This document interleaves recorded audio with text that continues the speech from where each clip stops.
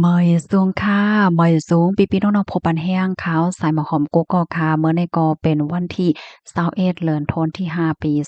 2025ในตอนรายการเฮาค่ะตอนได้ที่อ่อนเอาพี่ๆน้องๆเฮาค่ะมารับถมด้วยข่าวเงาที่มีอยู่2ตอนนะคะตอนที่1ค่ะในก็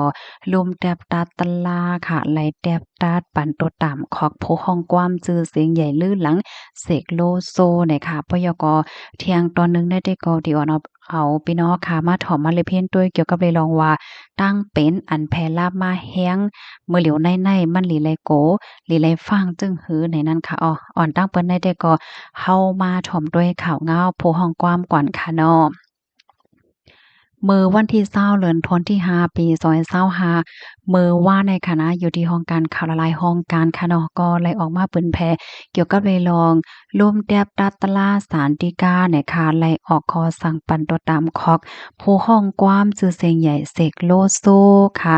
ในตัวตามตั้งพิษเกี่ยวกับเลยลองยาเมากำลองต่อสู้ศาลคัดลองเหตุการณ์ของเจ้าหน้าที่ เมื่อหลายปีที่ป่นมานั่นนะคะปันตดตามได้แต่ก็ที่เป็นอยู่2ปี12เดือนและ20วันว่าเฮ็ดจั่งใดค่ะ เมื่อค่ำคืนส่งสั่งปีเก่ารับตอนปีใหม่ขึ้นหนึ่งนั่นค่ะเนาะอันเป็นนายเสกสรรสุขพิมายอำนั้นก็เสกโลโซผู้ฮ้องความชื่อเสียงใหญ่ไล่ยื้อกองคืนฟ้าดีหิมห้อมวัดเขาขนพนมเจตอนนครศรีธรรมราชที่ไหนเขาเข้าย่ำสืบมาเนี่ยเจ้าหน้าที่ภูมิพลพรเขาหลายปานหลายฝ่ายค่ะเนาะก็ไล่กว่าดีเฮิรนเสกโลโซอันมีไว้อยู่ดี เมืองเกาะกรุงเทพเมื่อวันที่31เดือนธันวาคมปี2560เนาะเปิดกว่าก้มโตผู้ห้องกว้ามเนี่ยค่ะก้อยกะว่าเมือพ้องนั้นไหนอันเป็นผู้ห้องกว้ามจือเสียงเนี่ยก็สารคัดลองเหตุการณ์และลองเขาก้มโตของเจ้าหน้าที่เนี่ยค่ะอันนี้ก็ย่าแทงอโมคดีหนึ่งเฮ็ดจังได๋ค่ะนะ ปะเยาก็ตั้งฝ่ายอันลุ่มแดบดัดตะลาค่ะเนาะเพราะว่ามาด้วยขมหอมเยาว์ในเปิ้นก็แดบดัดปันตัวตามเขาผู้ห้องความชื่อเสียงใหญ่เสกโลโซในอโมคดีเกี่ยวกับเลยลองยาเมากำเกี่ยวกับไปลองสารคัดต่อสู้ลองเฮ็ดสร้างการงานของเจ้าหน้าที่ค่ะเนาะเป็นข้าวยาม2ปี12เดือนและ20วันไหนเนาะโดยที่รอลงอาญาว่าเฮ็ดจั่งใดค่ะอ้อ อ๋อค่ะข้อมูลในค่ะเลยเป็นมาที่ห้องการข่าวไทยรัฐออกไว้นะคะมื้อวานในค่ะเนาะค่ะหั้นแม่นข่าวเงาอันใดค่ะนะมันติมีว่ารอลงอาญาและไม่รอลงอาญามันมีที่ป้องว่าจั่งหืออันใดเนี่ยค่ะก็กว่าหาข้อมูลด้วยค่ะนะไอ้เกี้ยงว่าป้อเหมือนจั่งหนังว่ารอลงอาญาก้นๆหนึ่งสองว่าเฮ็ดผิดค่ะเนาะอันตั้งฝ่ายรุมแดบดัดตะลาแดบดัดว่ารอลงอาญาเนี่ยนั่นป้องว่าเอาเงินถูที่เขาก็ออกกว่าโดยที่บ่ตกคอกจั่งเนี้ยปยกก็เฮ็ดก่อสร้างกว่าม่วนแม่โตใจโตเจ้าเก่า เฮ็ดจั่งใดคะก้อยก็ว่าเพราะว่ารอลงอาญาได้นั้นซ้ำป้องว่าป้อต่อสู้นั้นก็เทงขึ้นได้เรียกว่าจั่งหือป้อเมื่อนั้นก็นึงเอาตั้งหญ้าเอาตั้งเพศในมันก็บ่เพิ่นมีเงินมีหางค่ะเนาะเพิ่นก็ได้ก็ห้องฝ่ายเช่นนี้ห้าผู้ต่างหน้าห้าไหนมาจอยลัดมาจอยแก่ให้มันไหลนั่นค่ะน่ะก้อยก็ว่าสังว่า มีลองโต้งหนึ่งสองสองสี่เนี่ยก็จางยากุ้มโตเขาคอกไลกำเหลียวเฮ็ดจังไหนนั่นค่ะ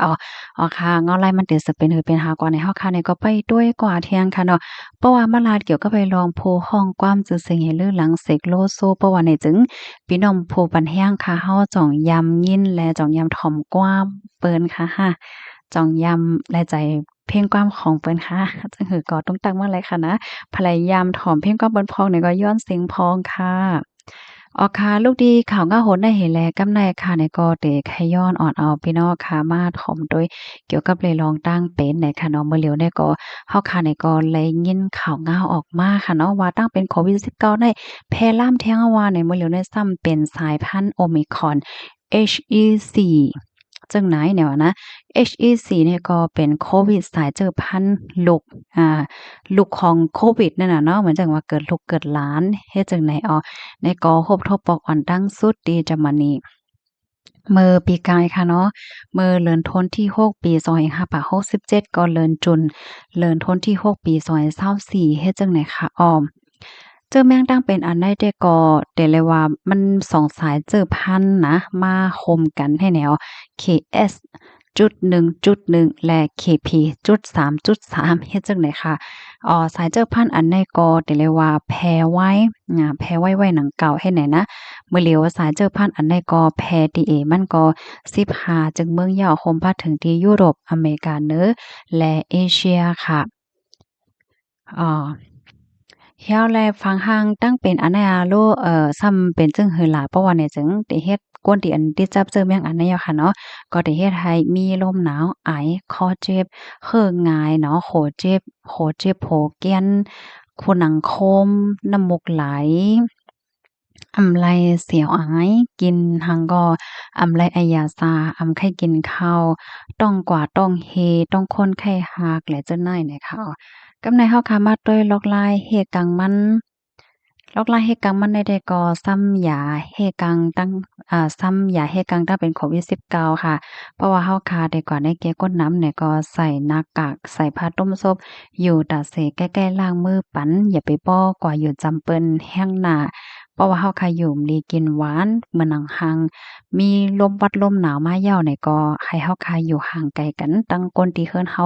หนังหือตั้งเป็นได้ดีอ่ำจัง แพ้ที่จับกว่าจู้ก้นในหอในเฮือนเฮานั่นว่าเฮ็ดจังได๋ค่ะ